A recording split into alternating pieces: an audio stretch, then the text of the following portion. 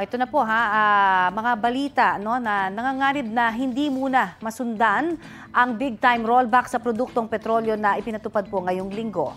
Sumiba kasi ang presyo ng krudo sa world market dahil sa giyera sa Israel.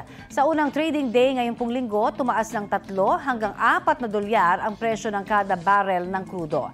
Tinitingnan pa rin po ng Department of Energy kung gaano kalaki ang magiging epekto niyan sa presyuhan dito sa bansa. Hindi pa ho kasi tapos ang trading week at umaasa rin po ang DOE na hindi magiging pangmatagalan ang epekto ng giyera sa langis.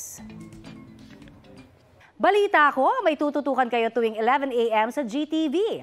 Alamin ang mahalagang balita at impormasyong dapat ninyong malaman sa Balita Ko tuwing Lunes hanggang Biyernes. Mag-subscribe din po sa GMA Integrated News sa YouTube. Sa mga kapuso naman abroad, maaari po kaming masubaybayan sa GMA Pinoy TV at www.gmanews.tv.